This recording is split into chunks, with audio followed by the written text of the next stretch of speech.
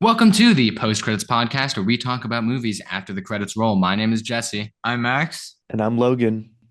and today we ask the question to be or not to be, as we dive into the historical drama on the writing of Shakespeare's most popular play, Hamnet. The play is called Hamlet, but the movie is called Yeah, Hamnet. when I first saw the title, I thought I just assumed it was a typo, but I guess not. Would you call it the most popular one, though? I'd say Romeo and Juliet. I I mean, yeah, forgot. maybe. Yeah, I Romeo and forgot Juliet's about Romeo and yeah, Romeo and Juliet. Juliet's pretty popular. Yeah. Well, I mean, his most popular play could be The Lion King, because it's just Hamlet. It's the Mm. same story. But yeah, no, fair enough. Romeo and Mm. Juliet probably takes that. But I like Hamlet better.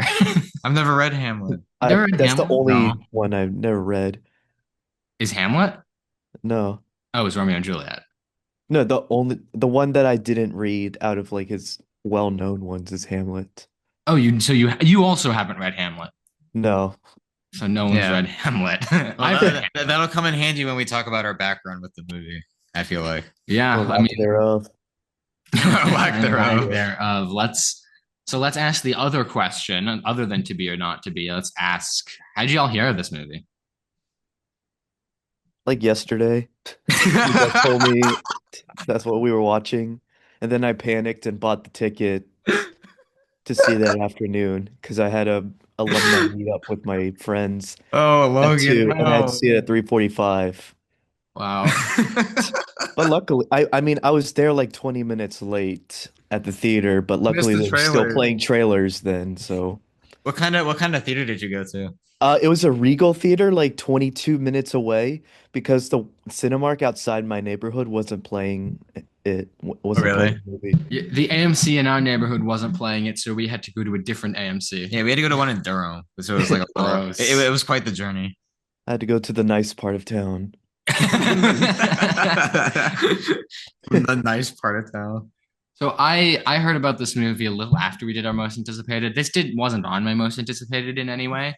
Um, so I was doing Oscar, like very, very early Oscar predictions, and I saw Hamnet was like in the bunch of movies that people were saying could be nominated. And it was Chloe Zhao, who I know had done Eternals and Nomadland before. I had seen Eternals. So I was curious about it. And it just kind of happened to be the only thing coming out this week that we could reasonably do a podcast on, which Yeah, is how it ended up yeah, in that this is scenario. that part is true. As for me, I kind of similar to you when I was looking at what Oscar contenders. I saw Hamnet, and then I saw it was directed by Chloe Zhao, and I got scared because her last two movies, both Nomadland and Eternals, I'm not really a fan of, and Nomadland in particular won Best Picture, and it's a movie that I don't really care for very much. But this one, it looked kind of interesting. I didn't really know much about it besides I legitimately thought they misspelled Hamlet, and I didn't know if it was like a sort of like fictional biopic of Shakespeare or his wife or something like that. But I just knew the title and I knew Chloe Zhao and I knew that was coming out this year, which I think of all the movies reviewed on the podcast is the one I was least familiar with. Yeah. Yeah, and my English teacher at the time had read the book this is based on, also called Hamnet, which essentially posits that Hamnet, which is the name of Shakespeare's son, and Hamlet, which is the name of Shakespeare's play, are basically the same name. And so, what the death of Hamlet died young, inspired the writing of Hamlet. And this movie actually starts with an epigraph from a book called "The Death of Hamnet and the Making of Hamlet." Mm. That posits that same notion that Hamlet and Hamnet are interchangeable as names. Very nice, very nice. So, with all that being said, should we get into the plot? Sure. Sure. All right. So, this movie starts with William Shakespeare, who's in this movie played by Paul Mescal. Yeah, very up and coming guy, at least in the last couple of years, ever since he was in After Sun and Gladiator too, which most people aren't a huge fan of that one. Yeah.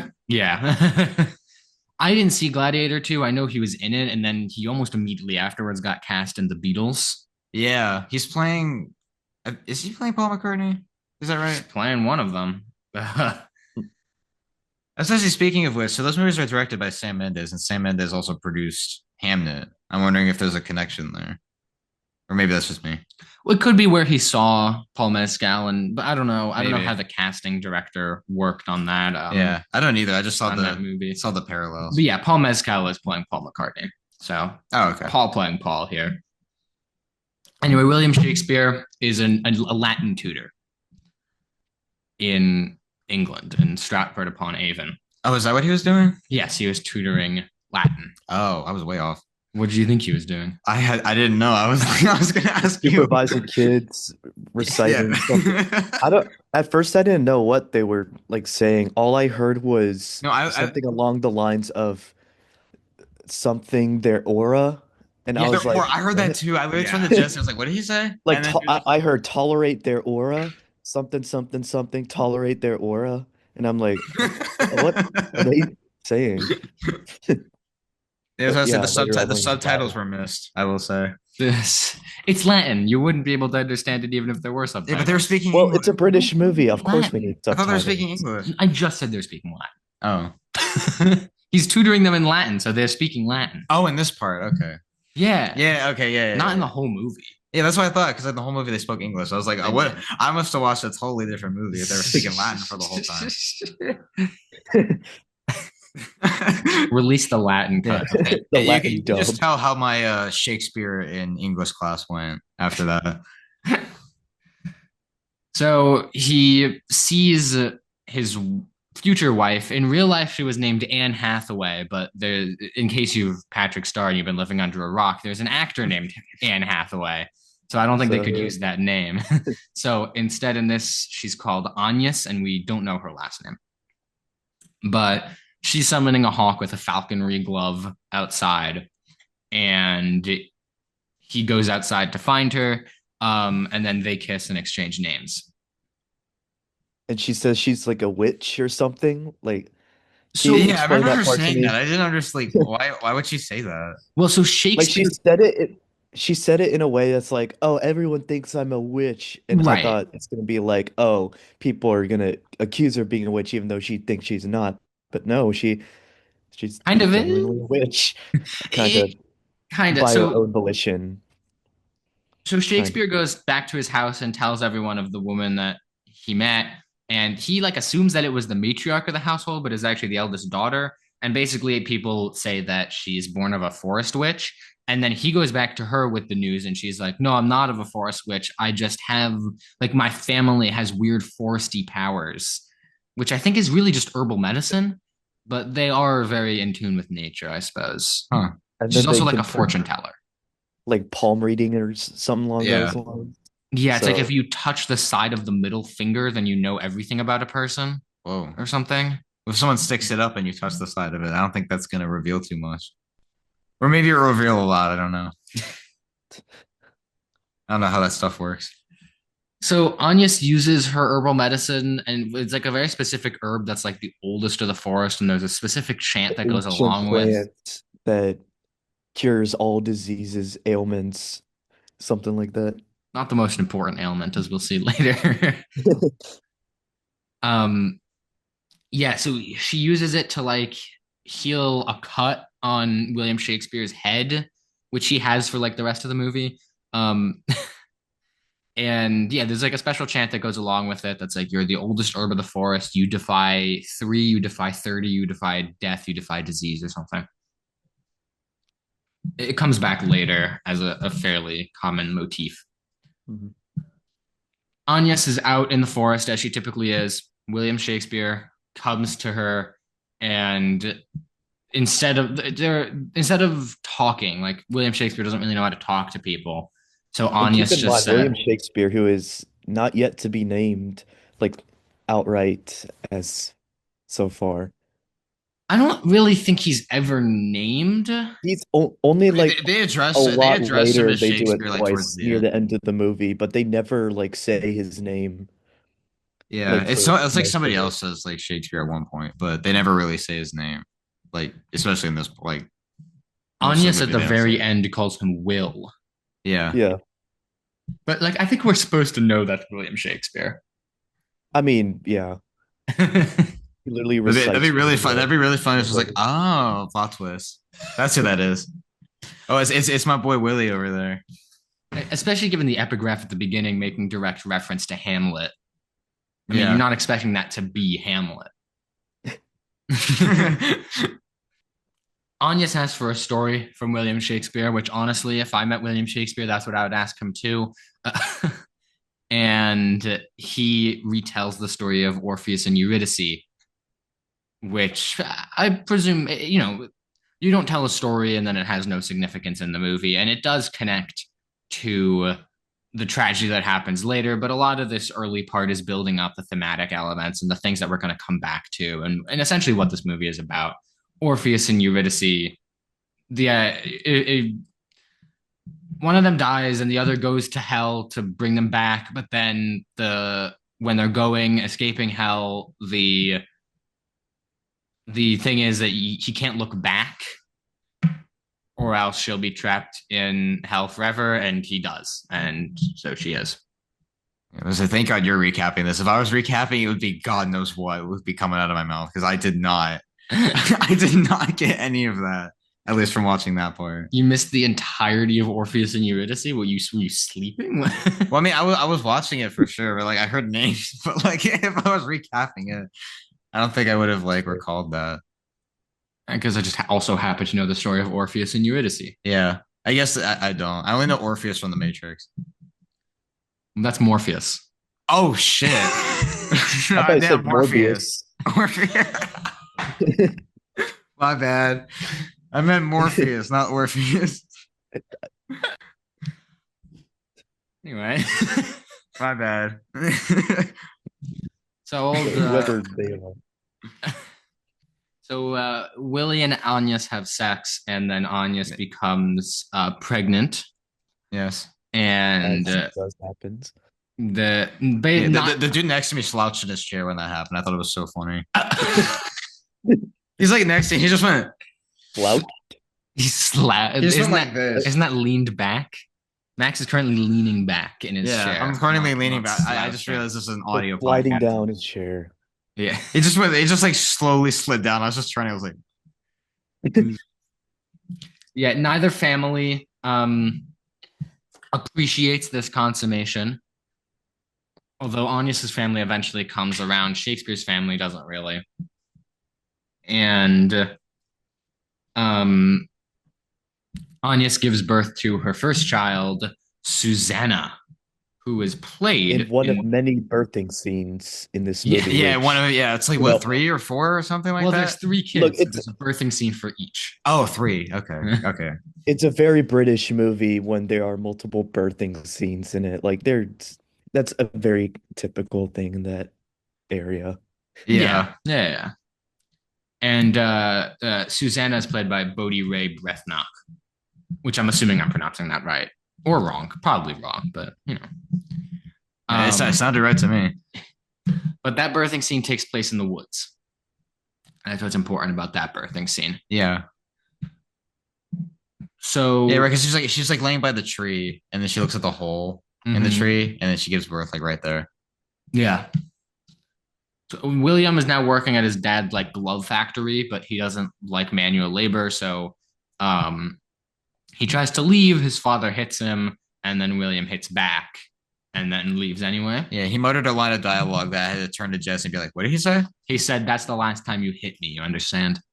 And he's like, Yeah, I "Okay, heard. I heard. I didn't hear. I didn't catch that. I don't know. Maybe it's just because And- like this is the last time that we see Shakespeare's dad I believe so. Yeah. yeah. I don't think we not see in his the movie dad after anymore that because he's kind of because he goes like off to London and then with his Right. family. So Agnes is like, well, the only thing that's good for Shakespeare right now is for him to go to London. And, she is right.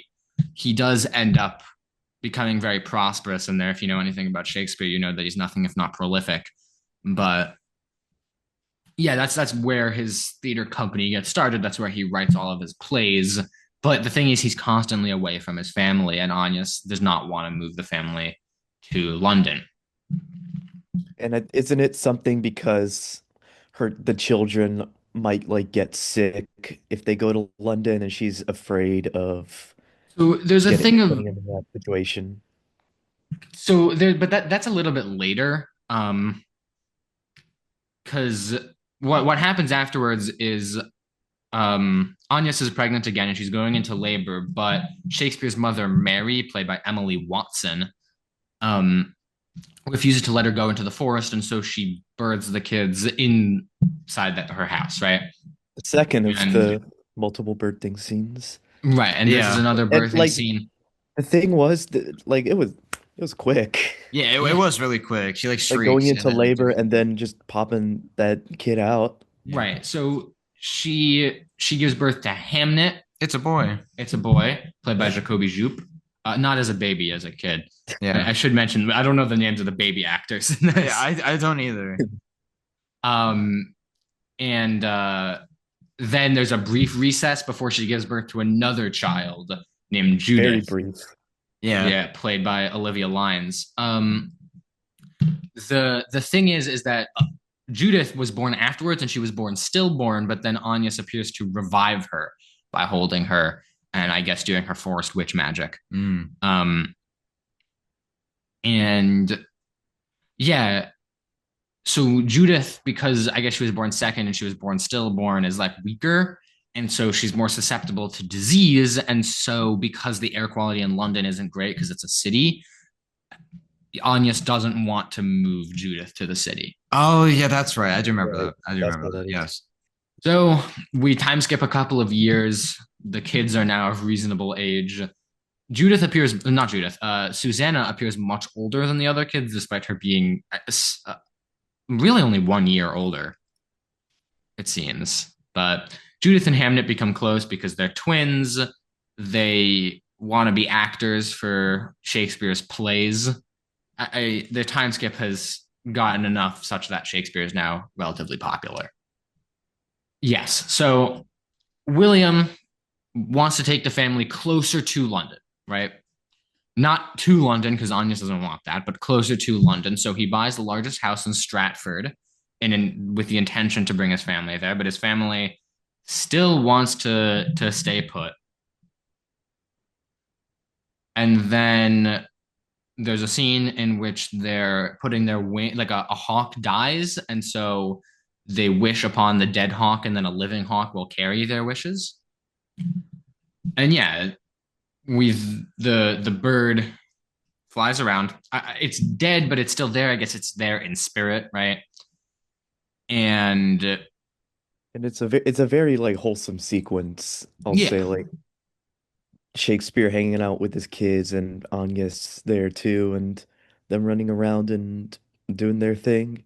Like it's a very like s sweet scene, and it made me think like, oh, something really bad is about to happen, and it's really gonna hit because of like how this scene is being played out. So Yeah. Like they really hit into like the family dynamic, I would say. yeah, but like Chloe in my Zhao. opinion, like what happened, like the tragedy that eventually happens, it they kind of gradually build up into it. They don't just like hit you with it like super hard. I think they do a good job of Yeah, I would say so too. I was like, I can't stand it when most movies is just like it's like the most lighthearted thing, and then the next scene is just like complete utter darkness. yeah. Yeah, and that's the thing. Chloe Zhao is very good at doing two things, right? She's good at showing the lighthearted and the sweet and the gentle moments, and then also the absolute misery that Mhm. that comes with the tragedy that happens And I later. think that that's also in part of the acting. Like I Yeah. don't want to get too far into glazing the performances, but like I just want to preface by saying they were incredible. Like Yeah, Oh, I yeah, I they were I great. I don't Yeah, know if I don't know mentioned her if they name. are like Shakespearean actors like by default. Probably not some of them, but like you really feel their performances, and especially in these next couple scenes we're going to talk about. yeah, Yeah, I don't know if I mentioned her name, but Agnes is played by Jessie Buckley, Yeah. who is an excellent actress. yeah. I don't I think don't know if she did Oh yeah. stage before this. I don't know. Do you know? Does anyone know if she did stage? I don't think so. Let me see. I don't think she's done stage. I mean, Let's see. Oh, she did. oh She really? did some stage stuff. Yeah, I don't know if she was a Shakespearean actor, but she did do some stage stuff. And I don't know about Paul Mescal either, but regardless, they're very, very good in this movie. Yeah. They're very, very good. Yeah, she's someone who like watching this movie, I didn't think I recognized her from anywhere. And then I looked up her filmography and I was like, oh my God, I've actually seen her in a lot more than I thought I did. Yeah. Particularly, she Jesse was in Buckley. the Chernobyl miniseries, which if you haven't seen it, it's incredible. I would say it's incredible. And then she was also in Women Talking, which was a Best Picture nominee a couple years ago. Mm. But other than that, like this is like my first like full exposure to Jessie Buckley as an actress. Yeah, and she stuns. Yeah. She definitely she stuns. Yeah, she's gonna be in The Bride next year at the Christian Bale. Yeah, she's in Maggie Gyllenhaal's The Bride! Exclamation point. As the bride. A Frankenstein. Yes, a Frankenstein. Christian Bale is Frankenstein in that movie. So we get a short clip of London in which William just sees a puppet show that is basically signals to the audience, hey, it's Black Death time in Europe. You know? Yeah, I saw that and I was like, oh wow, Yeah. that's what a left turn. Like a shadow puppet sort of Yeah. thing. Yeah. It's time for 3/4 of the population to be Yeah, white. it reminded me of 2020's Candyman. They did like a little segment where they did like a little the same kind of puppetry where it's just like they had like the little people moving on the sticks to tell his origin, and then they do it here, and I was like, oh, that's kind of like a Candyman where they tell like the story of what happened to him in the past. I think Shakespeare's career can generally be attributed to copying from the 2020's Candyman. Yeah, how could he time travel like that and copy something ridiculous? He's secretly a time traveler. So William's in London, and then back at home, Judith contracts the Black Plague. And you know that she's bubonic because, you know, they roll her over. She's feverish, she's sleeping, and then she has a lump on her neck. Sorry, I keep forgetting this isn't the video. I just went like this on my neck. You just did it again. You just said I went like this. No one knows what you're talking about. No one knows what I'm talking about. Put his hand on his neck. Yeah, so there's a lump on her neck. Eventually, the black boils will appear. We don't get black boils in this. Yeah, that would have been hard to watch. Like that would have been even harder to watch if there were boils. black boils on there. Yeah, Chloe Zhao shows some restraint in filming the Black Death, but we know what it is. We know it's the bubonic plague, and yeah. Hamnet even says it's the pestilence. Oh no, get that one SCP plague doctor guy. No, No. yeah. That'll Yeah. We do see plague doctors, and I think they're pretty cool. I always liked I love them plague in doctors. the London scene. We get plague doctors in the puppet show. We don't get any actual costuming for the plague doctors. We do. Do we?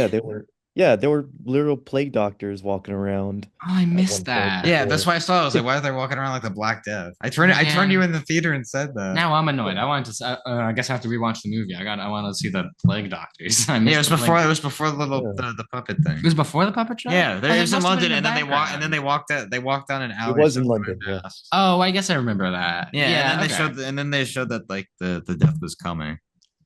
Yeah. Did the blatant rip off of Candyman? Shakespearean time travelers. So Hamnet, Agnes does everything she can to save Judith, and then Hamnet lies down in bed next to her and says that he wishes to take her place in death. And the next morning, Hamnet's like walking through a forest, but it's actually in his head. It's the forest in his head. Mm. And there's the hawk in the sky, and he wakes And up. it's like a backdrop of a forest. Yeah, it's Yeah. like a set for like a play. Mhm. And then he wakes up and he's dead. Yeah, it was Or interesting way to visualize that. Like obviously, like that shows like he's essentially like acting it out in his head, where it's just like Well, there's Or- a yeah. not subtle parallel where the forest that Hamnet finds himself in is the same as the backdrop that Shakespeare ends up using for the production of Hamlet. yeah, that's right. Agnes can't cure Hamnet, and Hamnet's the one that dies. Which, you know, ostensibly it's because he took like Judith's place in the afterlife, but probably because he slept for 12 hours next to someone with the bubonic plague. Yeah, it was very hard to watch, I will say. Especially Like, why the would you part where do Hamnet that? was pronounced as dead. I don't know. Wait, Logan, I don't know about your theater, but like the theater me and Jesse were in, like the whole place went silent, and I was just like scared to like look around at everybody else. I heard some sobbing from a few seats away, but Yeah, I I did think like diagonal across. I'm doing That'll it again. happen a You guys lot. can't see where I'm pointing to, but like I diagonally across from me. There were tears shed. I have no doubt there were tears shed. I do like every time a movie ends in our theater, there's always someone behind me going, the main actor in this is actually fairly considered for the Oscar. Yeah. And there's the same for this one. We got up and there's a couple behind us saying, Jesse Buckley's Oscar is safe or something. Yeah. I feel like that happened a lot this year, especially with the monkey. It's like a 6-year-old kid turns to his mom. Oh my God, mom, that movie was good. I'm like, the movie where guts and buckets of blood are sprayed everywhere. Like, far too often have we encountered, people in our screenings that maybe shouldn't have been there. yeah. Thankfully for him that Shout that out was not the to case. other people in the movie theater. When there are other people. Yeah. I mean, I've been to a couple of really empty theaters in my time. Black Phone 2, Yeah, which mine was utterly empty. which mine was the when I complete went opposite. there. Mine was the complete opposite. Like I was in a packed theater. And then everything for like the first couple of weekly spoiler reviews when we were there, the theater was empty.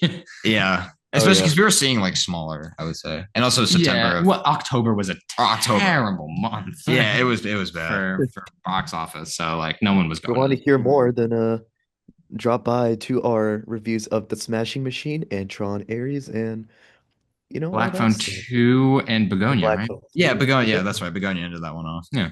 But not yet. Please No, listen to stay for the rest of this Yeah. episode. Yeah, finish this one. We're like and then halfway go to through Hamnet right now. Yeah. So Hamnet dies, and then William comes home. Now, William had been shown to, if not favor Hamnet, then at least be very close with Hamnet because he wanted to become one of Shakespeare's actors. And so they were doing like fight choreography. Yeah, and I was things. just about to say that. There's a scene where they were sword fighting. And I'm not gonna say just yet, but in the third act, when they eventually do that stuff, I pointed at the screen. I was like, oh, they did that earlier. Uh-huh. It's a nice thing. Yeah, And William then basically gets to pay his respects for like a second, and then he's like, all right, I have to go back to England. And Agnes is livid at him. She's very upset at him for leaving to go to London. She says, there's a line from the trailer that's like, that place in your head is more real than anything out here, or something. That's in the trailer. And yeah, that's kind of where it is. Like, Agnes and William are very mad at themselves, or mad at each other, rather. And then we get a little bit more of William. William sits by this pier and he recites the I would say the most famous monologue in all of fiction. Oh yeah, to be or not to be. Not to be, that is the question. I just did it. I did it again. I pointed at the screen. I pointed at the screen. I just did it again. That seems to be a theme with this. But when that happened, I was like, oh, hey, I know that. Or I would sure hope I know that, or else I would say my screen pointing spots. moment was when he was reciting Romeo and Juliet near the beginning. There's another one we'll get to, but Like the one where Romeo is reciting that thing to Juliet. The something about the wind in the east. Yeah. Oh yeah. I haven't read Romeo and Juliet in a number of years. And Juliet is the sun. That's it. Maybe I got that completely wrong. I think you're take right. my word for it, but you probably know what I mean. So if you need to fact check us, hit up the hit animated film Romeo and Juliet, probably the most accurate adaptation of that story. Or I'm the Baz Luhrmann one starring Leo DiCaprio. Speaking of fact checking us, so I don't know if our FNAF 2, not to go on too much of a tangent, but in our FNAF 2 review, I said that the guy that plays the har, that sound effect. Yeah. I said that was Verbalace. Yes, you said it was Verbalace. It was actually Abdul Cease. I corrected you in the episode as well. How could you? I did hear you correct me. So yeah, don't give me too much slack on that in the comments. But if you do, then feel free. Abdul Cease. When that episode will come out by the time you're listening to this one, so feel free to go to the comments and punch Logan for that one. So we then get a little scene. Agnes is back in Avon, and her stepmother comes by to check on the kids, ostensibly. The kids are now older, significantly older. I think they've both moved out, or if not, at least Suzanne has moved out. And her stepmother hands Agnes a playbill for the tragedy of Hamlet. Yeah, that was my pointing at the screen moment. I saw the Hamlet and I was like, wait a second. That's the name of the That looks movie. oddly familiar. Kind of. And then we get a scene of Shakespeare and his players practicing Hamlet for the play. The uh, the actor that plays Hamlet is Noah Jupe, which I believe is an Noah intentional. Jupe. Let me. Well, so I That name believe sounds familiar. because I believe it's an intentional casting decision on the part of uh, the creative team behind the movie because I believe Oh, he was in A Quiet Place. yeah I'm I pretty haven't sure seen. I Yeah. haven't seen A Quiet I'm Place. pretty sure that the actor that plays Both of them. Hamlet and the actor that plays Hamnet are brothers. He was in Ford vs Ferrari. My God, I love I- that movie. So it's Noah Jupe and Jacoby Jupe. What? So my assumption is that they're related, and that the idea is that the actor that plays Hamlet is how Hamnet would have looked had he got the chance to grow up. Oh, I'm an idiot. Yeah, he was in Ford vs Ferrari. That's where I know him from. So Shakespeare's practicing Hamlet He's with so his smart. actors, Smart. and he's very upset at them for not being vigorous and passionate. I'm assuming following the death of his, assuming following the death of his son, or something like that. Or is it Yes, just this is following the death of his son. yeah, I know that, but just like that reaction, but Right. It's a visceral, very emotional reaction. right. So, yeah, Hamnet, not Hamnet, Agnes and her brother Bartholomew, played by Joe Alwyn,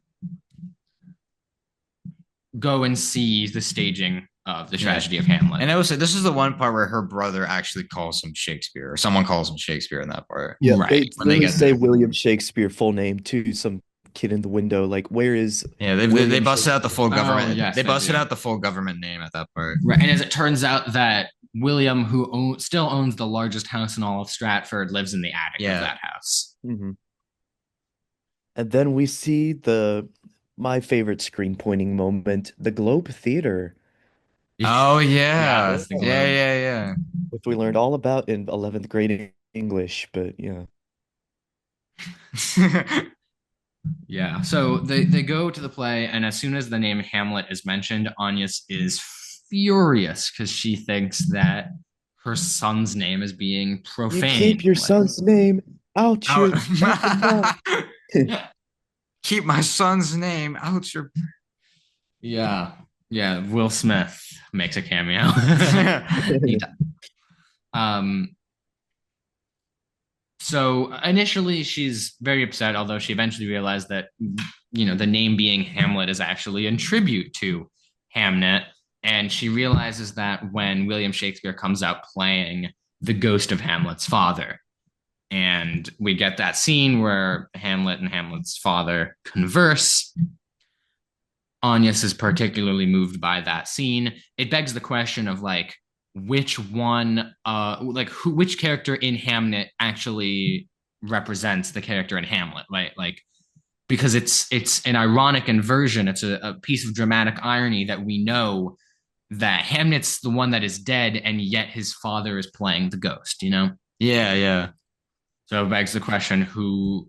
I mean, like obviously Hamnet died more, but because that piece of William is gone, is he also dead in that way?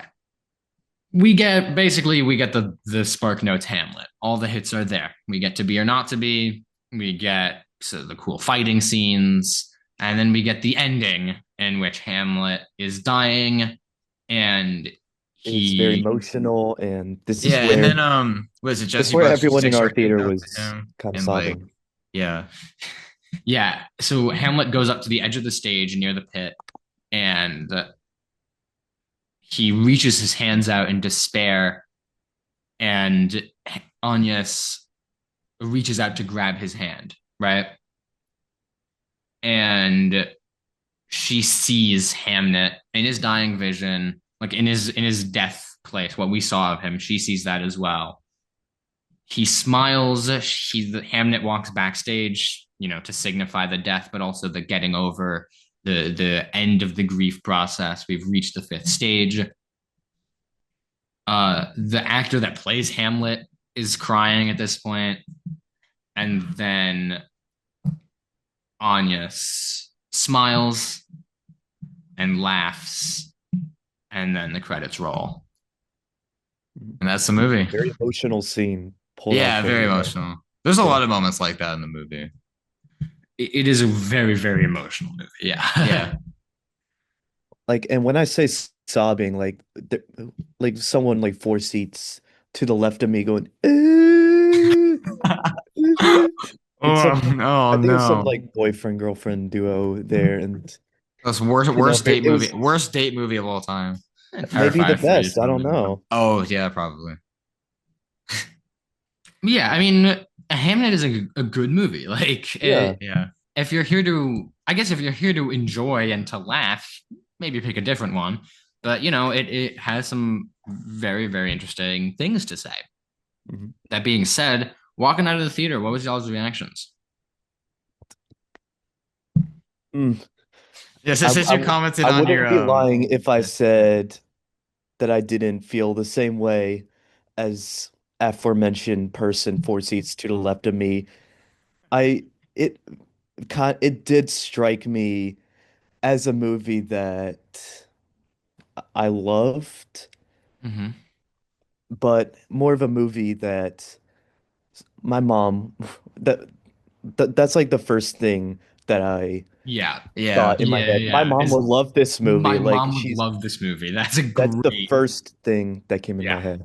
That's so true. Yeah. Because my mom would, she would It, bawl her eyes out, but she would love this Oh, movie. it's like a totally. very Yeah. yeah, it's like a very motherly kind It's a of great story. mom movie. If you're trying to take your, well, maybe don't take it if you're trying to take your mom to something, but if you're recommending something for your mom to see, this is up there. To like watch on the couch, like on Prime, something Yeah, yeah, exactly. with a Like it's one glass of of those wine. with a glass of wine. Well, maybe a couple more by the end of it. Yeah. But Yeah, I certainly see why this won audience awards. This won Yeah, the audience award at TIFF, it did. and Yeah, the Mhm. audience award at TIFF is probably the because single most prestigious audience award I'm in all of guessing the because festival I'm circuit. guessing it because it evokes emotions It out of evokes people. strong emotions, and honestly, that is kind of Yeah, how the TIFF audience award that's how a functions. Shakespearean Yeah, I mean tragedy that's why should Life of Chuck work. won last year, and after watching that earlier this year, Right, Life of Chuck. I did Nomadland also win it. Isn't this Closeout's second win? maybe I don't know. Nomadland a little bit less. I don't know. I guess for me, having seen both, that You movie just you did. just don't like Nomadland. No, it didn't resonate. Like, not to go too much into it, but it just didn't resonate with me at all. It's a very kind of like the entire movie is up to your interpretation as to what everything happens, and the whole time I was just super frustrated. The whole time I was like, okay, can you not give me answer? Like I was just like, I didn't know what the hell was going Not on. It my was really just job. Francis McDormand wandering around for the entire movie, and I was just like, I don't. It just didn't. I just didn't really enjoy watching that.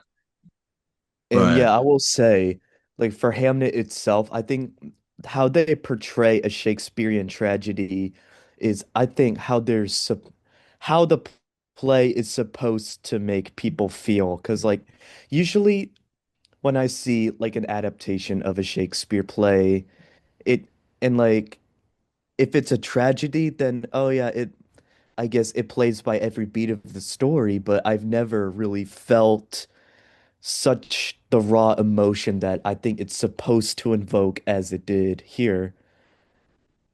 yeah, Yeah, And it's interesting because in the Shakespearean sense, Hamnet is a comedy because a Shakespearean tragedy ends with the main character dying.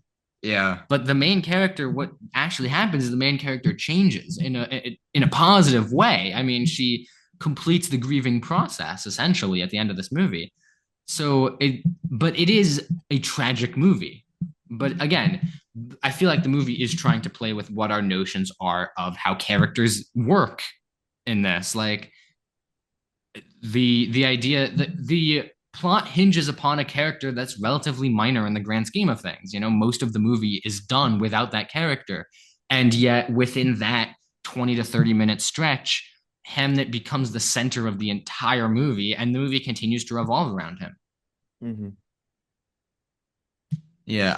I guess as for me, this is probably gonna sound bad, but watching this movie and especially processing it a day later and even talking about it just now, this is a movie that I very much respect all the craft that went into it Uh-oh. and the interpretation of like everything that it's trying to say. I think the performances are nothing but stellar. Particularly, I think Jessie Buckley absolutely carries this movie on her shoulders. I think she's Even the great. child actors, like Yeah, even the child actors were great. I best was, child actor from this year, hands down. yeah, I will say like I would argue the three best child actors from this year Three are yeah, all best on child, this. yeah, however Yeah. many there were. yeah, they did great. Yeah, Jessie Buckley was great. I really like Paul Mescal. I wouldn't be lying if I said there were part like I wouldn't be lying if I said that this whole movie I was kind of I don't really know how to say it, but I guess just like this is a movie that I respect more than I enjoy. I am never watching this movie again. Okay. It's so Like heavy and so confused or emotional. And I'm bored or like what like, it was just like the whole movie was just so heavy to me. heavy, And right? I'm not super well versed into the world of Shakespeare. This isn't a story that I naturally gravitate towards.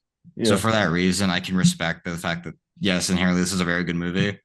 I marvel at it technically, but I'm gonna be honest, like my enjoyment level and my I guess overall rating kind of vary a little bit. Right. To where it's just like I marvel at this movie technically, but would I ever watch it again? No, I wouldn't.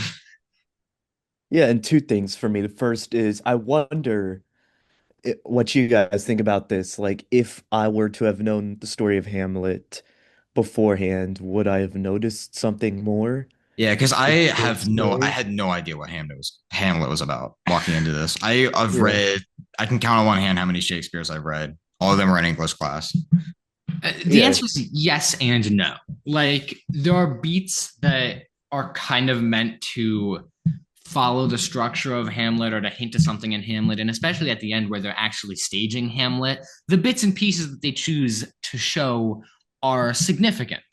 They reflect the journey uh, of Jesse Buckley's character through the movie, and that's why the end scene is so, at least to me, it was so impactful because we had just seen the way we had just seen Jesse Buckley's story told through this Noah Jupe character, this the actor playing Hamlet, and then to see the character that we were basically just witnessing then offer support to this other character, it was it was this fascinating scene of reversal, and I thought it was very very beautiful, and that hit me Did we because I know the story of Hamlet, or like I suppose you know.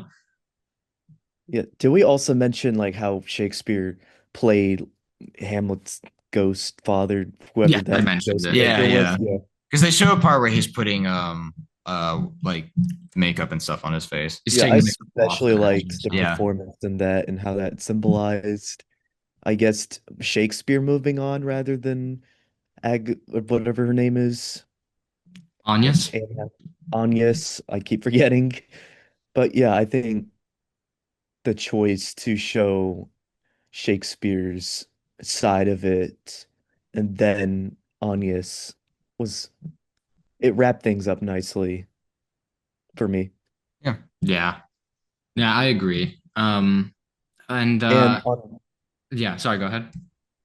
the technical side of things, I don't know if you wanted to say something, but I want to move on to really that I'm a sucker for on the technical side of things, continuous shots Love of long continuing. scenes, still shots of symmetrical scenes, Yeah. and scenes where they do both of those and the camera pans a little bit to the left or right and it pans at an irregular pace to a character Yeah. walking speed like I in know the exactly what slower scene you're thing. talking about. Yeah, Yeah, yeah, yeah. yeah. Especially in like Shakespeare's kids, the twins' room, those scenes. Yeah, That there's can a that scene can in perfectly which encapsulate how I love that sort of technical aspect. yeah, there's a scene in which Jessie Buckley, as Anya says, I believe, go running to the forest to give birth, and the camera is moving slightly too fast for her because she's like lurching along, and the camera is moving fast as if she was running, and just she spends so much of that time outside of frame. I do very, very much like that kind of filmmaking. And they Yeah, do so much of it's that. very cool, I will say. Yeah, and they do a lot of that. They do a lot of symmetrical. The twins' room is symmetrical. The dining room, the geometry is symmetrical, but the actors never are. And then they do a lot of continuous shots as It's well. very centered. Yes, very, very centered.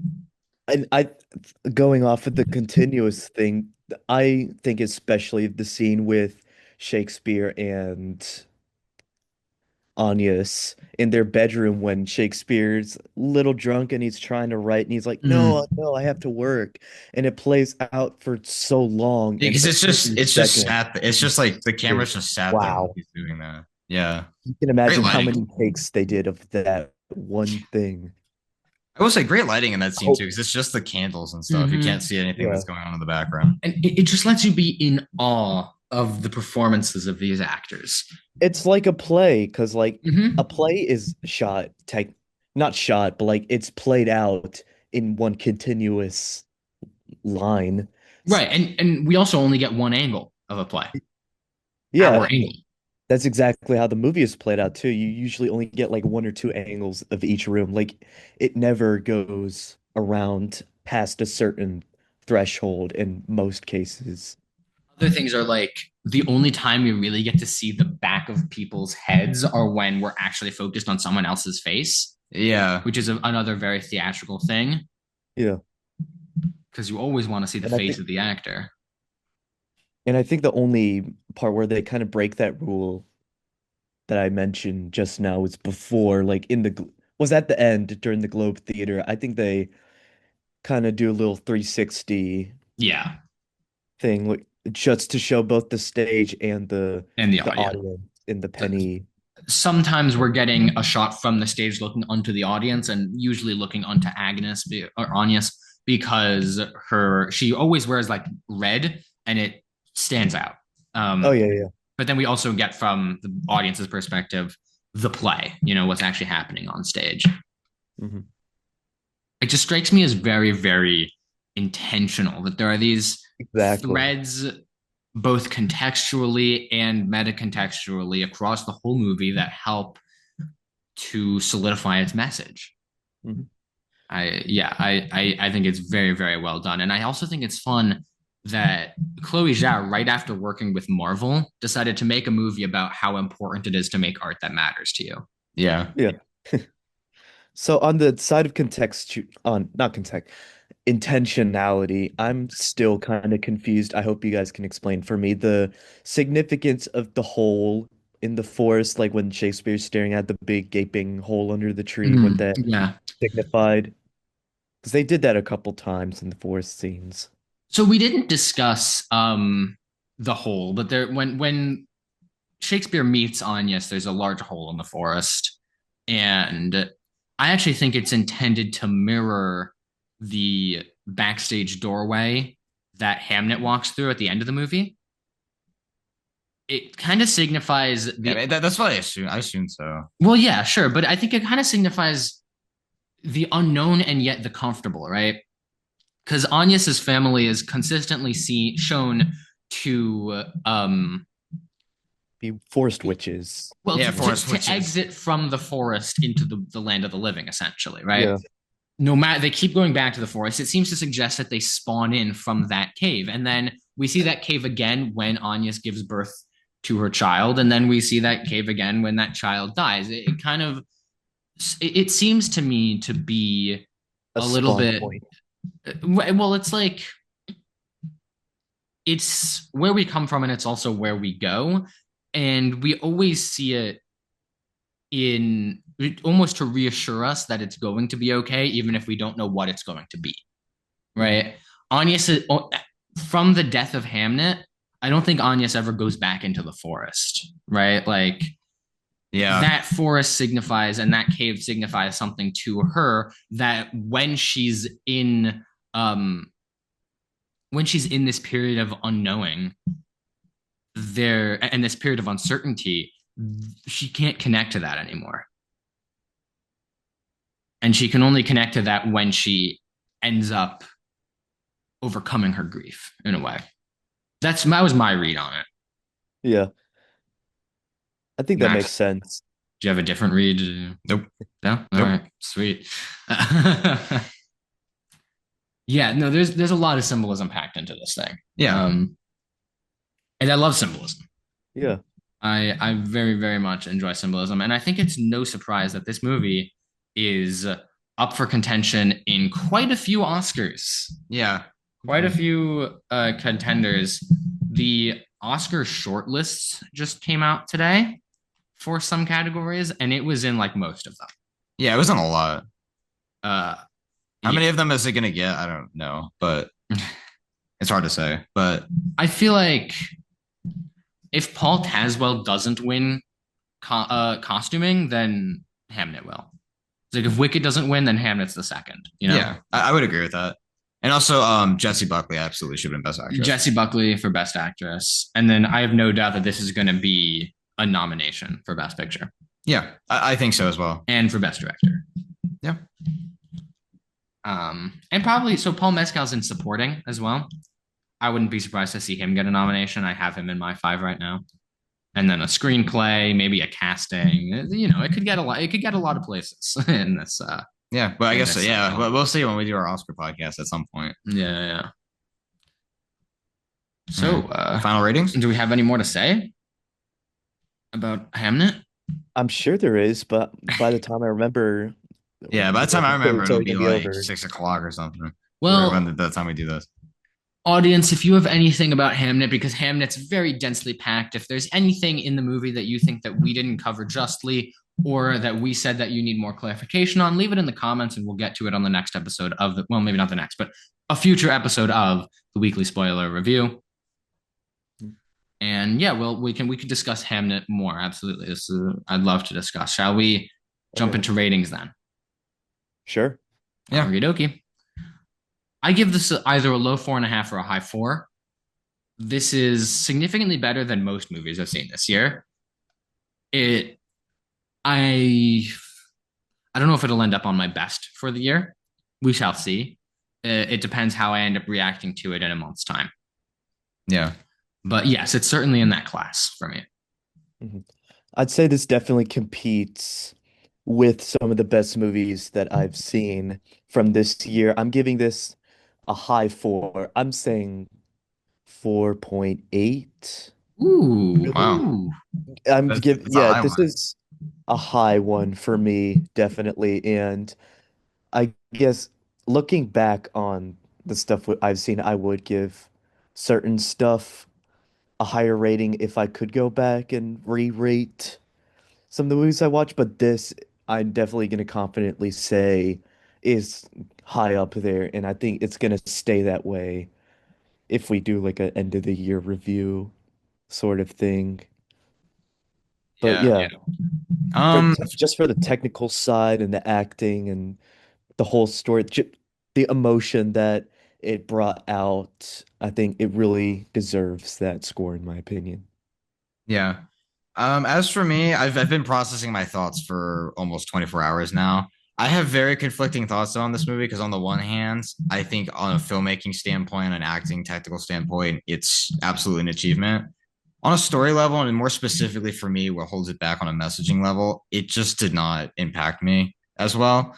Maybe it's just like I'm not super well versed in this type of. I'm not super well versed in Shakespeare, and some parts of the story I found more resonating than others.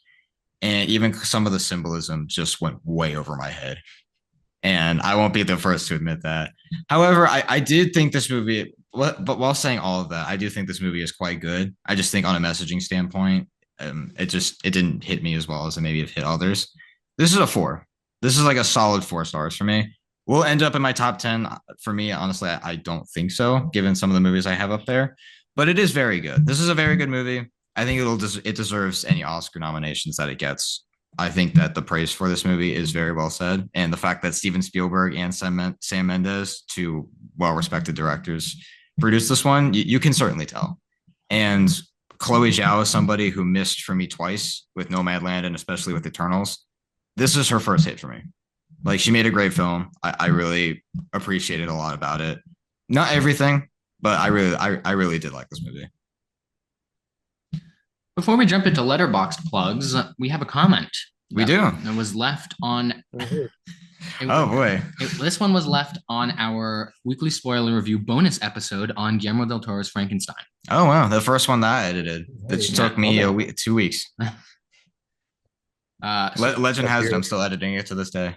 So yeah, we will discuss some things from that episode. I totally recommend you check that one out, but I doubt that we'll That's a spoil fun much. one. That's a very fun one. A lot of syphilis talk. Yeah. All right. What's the comment? The comment is, I don't often disagree with Jesse, but I agree with whoever said this was Del Toro's personal interpretation of the book as opposed to a faithful retelling. Del Toro was faithful to the gothic nature of the book, and I loved that. With all due respect, it is incredibly difficult and rare to faithfully reproduce a really excellent novel. I think you're better off doing your interpretation of the novel rather than trying to stick to the exact plot. That can result in a boring movie. I wish I could think of an example of that, but I'm blanking. Maybe the original Dune, the 1984 one by David Lynch. Horrible movie from an amazing book. I like that movie. Or the last book in the Hunger Games series. 2 films from 1 book? Why? Anyway, I love this movie. It was gorgeous. Also Schnitzelberg. Ooh. Okay. Lots of impact there, I will say. Yeah. Yeah, so I will say, I don't know how I came off. I did not intend to say that an adaptation has to be incredibly faithful to the source material. No, I mean legally it can't be, but Well, Frankenstein's been in the public domain for 100 years. oh yeah, it's 1800. That's true. Anyone could do That's any true. sort of Frankenstein they want. Yeah. But like, an audiobook of Frankenstein is 9 hours and this movie's 2 hours. You're going to have to do some cutting. You're going to have to do some changing. Some of my favorite adaptations of literary classics are completely unfaithful. Yeah. I'm thinking the Christopher Lee horror of Dracula from 1958 is nothing like the story in the book, but it's an excellent movie. Yeah. When I say that Frankenstein picked the wrong things to adapt, I'm just looking at what Del Toro is trying to say, and I'm noticing that all of his symbolism and all of his points go back to Victor Frankenstein.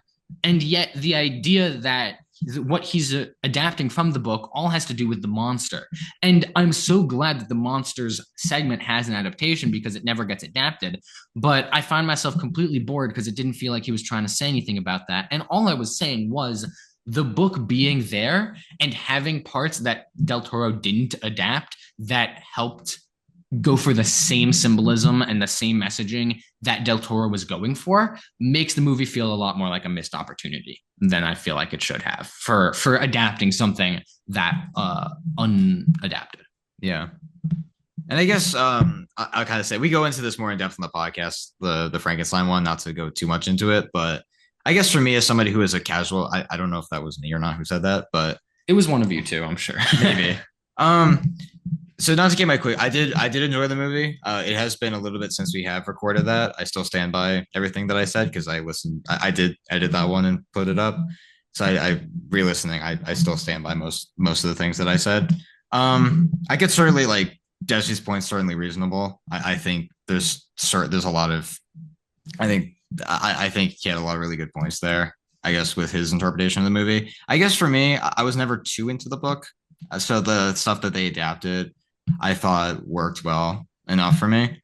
I will say, like, there's certainly I could tell some parts of the book were plucked out, and I will say this that Del Toro I think was too much of a good thing when adapting that to where he has such an eye for creatures, and I feel like when he finally got his hands on that book, he got maybe a little bit lost in some of that. Would you say so? Yeah, or I think he got lost in the sauce there. Yeah. Aspect.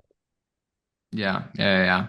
Yeah, to where it's just like for some people it'll work, for some people it'll seem a little bit disappointing. And both sides are, I would say, are absolutely reasonable. So that's my response to that. Yeah, and also I gave that movie a 4. I didn't dislike it. I liked it a lot. I think I gave it a 4 as well. Now that I think about it, I just thought that it was a bit of a missed opportunity. Yeah, so totally fair. Totally understand why. Because wait, didn't they cut out Clerval, right? They cut out the whole character of Clerval, yeah. Yeah, Henry Clerval isn't in the movie. Although, I mean, I feel like the death of William would have been just a better, like, it would have just been a better scene to adapt. Like, you could put in Clerval in the spot of William and have William die, and I just think that would bump it up half a star alone. Like, yeah. Yeah. Yeah, and there's a lot of truth to that, I would say. That's just a me thing. Yeah. And yeah, now that we've responded to that comment, we can jump into letterbox plugs, shall we? Yeah. Thank you so much for commenting. Yeah. on Thanks the for yeah. Thank Ooh, you for the yes, yeah. thank Thank you you for the very comment. much. Yeah. Whoever wrote that, I'm assuming is listening to this one by the time it comes Can out. we name drop? Yeah, I can name drop. Well, this was left by Sorella Bear 6142, Oh, friend of the show. yeah. Letterbox plugs. My letterboxed is Threnv. That's THRNV. I have a review up for Hamnet by the time this comes out, and I also finished out the John Wick series, and I have my review of From the World of John Wick Ballerina up right now, as well Yeah. as the other four John Wicks, if you are curious. Yeah. My letterbox plug is MJ Spiegel, all lowercase. Starting January 1st, I've said this a couple times on the podcast. Starting January 1st, I will be reviving my letterbox. The last couple months have been a bit hectic for me, and especially in October, and kind of kickstarted that wasn't such a great month for movies, so kind of paved the way for me, at least in terms of how much I watched and which ones that I want to review or not. Starting January 1st of next year, my New Year's resolution is to get back on that. So keep on the lookout for new movies in 2026 on my letterbox to review. And yeah, my letterbox is you can find me on Invaded Films, INVADD Films. I will be probably posting something as a New Year's resolution, Me and you both. maybe you and me both. So yeah, you can find I guess all the movies that I've watched on there. That's as far as I've gotten on that sort of thing. You can see the 200 plus movies that I've seen throughout my lifetime. That's pretty much it. But Yeah. reviews will be coming eventually. Yeah, from both of us. So Yeah. if you want me and Logan to start early, specifically, I guess either one of us, leave us a comment. We will, if you tell us to start writing reviews as earlier than January 1st. I don't know about you, but I will certainly do that if someone leaves a comment. Mhm. Yeah, so we've got a pretty packed December on the post credits podcast coming up for you. We will see. I do want to make this announcement a little bit early, but I cannot promise that we have a weekly spoiler review on Avatar: Fire and Ash. Yeah. That was pretty high on our most anticipated at the beginning of the year, and we had planned to do one, but scheduling issues might make it a little difficult. We'll see if we will probably have an episode up for you that week, but we're also starting to do some other kinds of content because we've been doing a lot of weekly spoiler review. Not going away, but we're just doing more. With that being said, leave a comment. Hope you enjoyed. I think our definitive answer is to be. So I think we've answered the question. Yeah. To be. That's pretty simple. Didn't even need that whole play to answer that. Yeah. And with that said, roll credits.